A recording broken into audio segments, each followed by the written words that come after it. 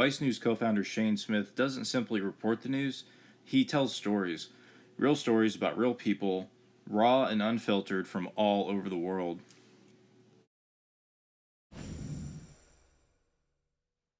أمتي قد لاح فجر فارقب النصر المبين دولة الإسلام قامت بدماء الصادقين أمتي قد لاح فجر فارقب النصر المبين دولة الإسلام قامت بدماء الصادقين. Hello. Hi. So Where are you right now, friend? we're in New York, and you're in Mosul. Yes, I am. How long have you been in Mosul? About a month. A month. I was in Anbar before. I was in Anbar.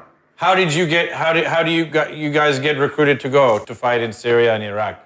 No one recruited me. Actually, no one spoke a single word to me. No. All I did, I opened the newspaper, I read the Quran.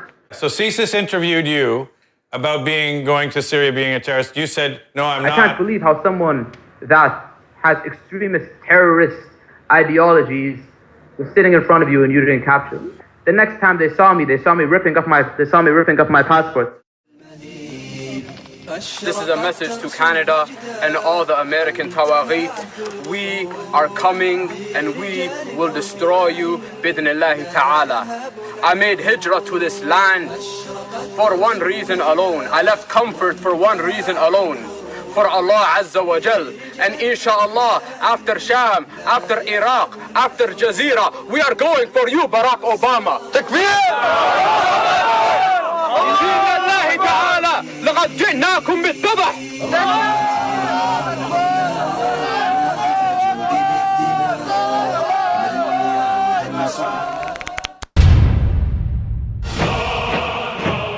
I actually went to North Korea twice. The first time we snuck in, they wouldn't let me shoot anything.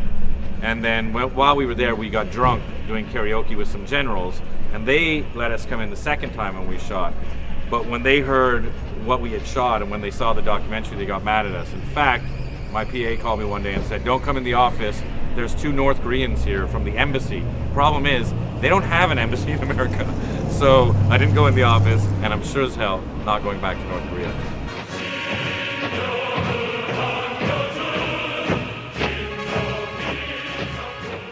Nobody knows anything about North Korea.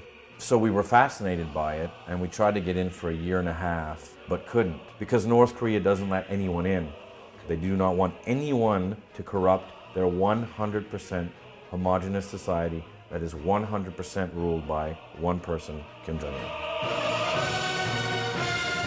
In the end, we just got so frustrated that we ended up flying to South Korea and saying, well, at least we can go to the DMZ and sort of put our foot into North Korea and sort of at least see a little bit of it from the south. Let's go see the DMZ, which is the Demilitarized Zone, which is the border between North Korea and South Korea.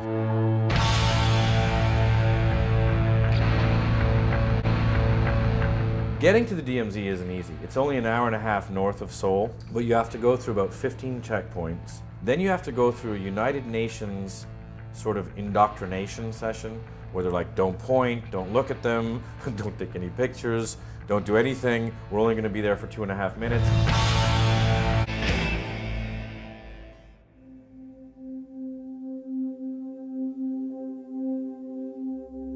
Every season of Vice has had a story on global warming or sea level rise, and every season will at least have one story. Why? Because I think it's the biggest story that affects all of humanity. I think that this story, we go a little bit deeper into the debate. Why is it a debate? Why are people still saying this isn't happening? And I think that's what's frustrating, is that despite global consensus, there's a political and economic reason why people continue to deny this, even though in many cases they know the science is correct, which I find particularly insidious. So I don't think there's a way that I can wake up every morning and look in the mirror without doing stories that tell the truth about climate change. What the scientists are saying is, you don't understand. Greenland will melt. Antarctica will melt. It's just a case of how fast. Now, if we can get off our addiction to oil and stop filling the atmosphere with carbon, then indeed we can slow that speed. If you have 10 feet of sea level rise over the course of 100 years or 200 years or 300 years, you can adapt. You can make seawalls, you can slowly move people, you can do things. But if you have 10 feet of sea level rise in 3 years, in 4 years, in 5 years, you have global economic chaos. You have migrations of people. You have destratification of power systems. It's complete madness. You can already see the effects that are happening now. But can you imagine what's happening in Bangladesh, happening everywhere else in the world? Well, that's in the mail. But that means we have to wake up, which is why we do pieces like this.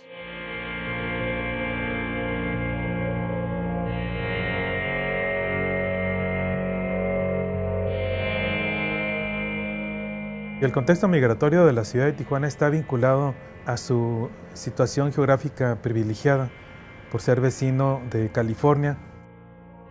45% de los migrantes que cruzaban Estados Unidos lo hacían por Tijuana. Por muchos años hubo una malla llena de agujeros que era muy fácil de cruzar, por supuesto. Anteriormente la gente la deportaban y al siguiente día pues regresaba otra vez a Estados Unidos, porque la frontera no estaba tan vigilada. Sin embargo, las cosas comenzaron a cambiar a partir de 1994, cuando Estados Unidos implementa varias operaciones a lo largo de la frontera con el propósito de desviar la corriente migratoria a las zonas de desiertos y montañas.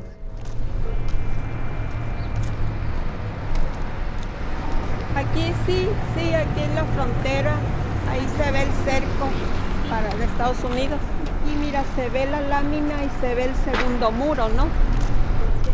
Los recién deportados vienen y se paran aquí y piensan que es muy fácil cruzar. Tijuana ya es una ciudad que recibe nomás deportados, pero la gente ya no viene del sur a cruzar porque ven las políticas migratorias, ¿no?, que se han endurecido. Él está tratando de cruzar, ¿eh? Él está esperando el momento. El 11 de septiembre provocó una atmósfera de mayor seguridad en la frontera. O sea, la frontera ya se vio como un asunto de seguridad nacional. La recesión provocó un desempleo bastante alto. Esa situación de incertidumbre económica provocó que como nunca al migrante se le estigmatizara como el causante del desempleo. Empezaron a aumentar las deportaciones a través de las redadas. Entonces el migrante, a final de cuentas, se convirtió en el chivo expiatorio de esa situación económica. Y aquí no tienen oportunidades laborales, no tienen identificaciones, nadie los contrata. Son mexicanos, pero son como indocumentados en Tijuana.